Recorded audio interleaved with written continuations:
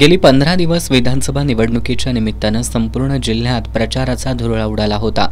आता उद्या बुधवारी मतदान प्रक्रिया पार पडणार आहे। ही मतदान प्रक्रिया भयमुक्त वातावरणात आणि शांततेत पार पडावी यासाठी पोलीस प्रशासनाकडून जिल्ह्यात सर्वत्र कडेकोट पोलीस बंदोबस्त तैनात करण्यात येणार आहे।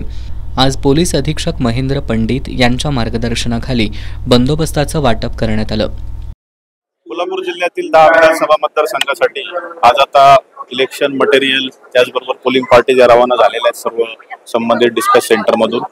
जिल्ह्यामध्ये या 10 मतदारसंघासाठी एकूण 3452 बूथ आहेत। हे संपूर्ण बूथसाठी आणि या निवडणूक बंदोबस्तासाठी 3300 पोलीस कर्मचारी, 4000 होमगार्ड, त्याचबरोबर 6 पॅरामिलिटरीच्या कंपनीज, 4 रिझर्व्ह पोलीसच्या कंपनी ज्या प्राप्त झालेल्या आहेत, तर त्याचं नियोजन संपूर्ण जिल्ह्याच्या या निवडणुकीच्या अनुषंगाने करण्यात आलेलं आहे।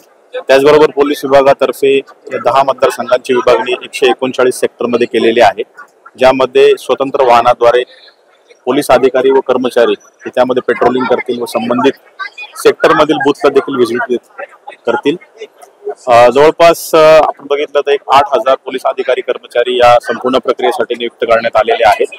ही निवडणूक अत्यंत शांततेत, निर्भयपणे व निष्पक्ष वातावरणामध्ये पार पडेल असा मला विश्वास आहे। करवीर विधानसभा मतदारसंघातील जनसुराज्य शक्ती पक्षाचे उमेदवार संताजीबाबा घोरपडे यांना मारहाण करणाऱ्यांवर कळे पोलिसात गुन्हा दाखल करण्यात आला असून पोलीस लवकरच या प्रकरणाचा छडा लावतील असा विश्वास जिल्हा पोलीस अधीक्षक महेंद्र पंडित यांनी व्यक्त केलाय।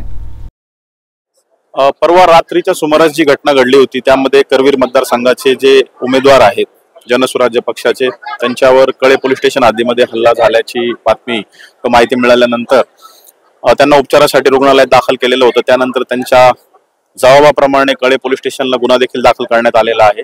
सदर घटनास्थळाची मी असेल, ऍडिशनल एसपी असतील, त्याचबरोबर सगळ्या वरिष्ठ अधिकाऱ्यांनी देखील पाहणी केलेली आहे। विविध अँगल तक्रारदारांकडून देखील माहिती घेतलेली आहे। त्यामध्ये पोलीस स्टेशनचं एक पथक आणि स्थानिक गुन्हे शाखेची 3 पथकं तैनात केलेली आहेत। लवकरच हा गुन्हा उघडकीस येईल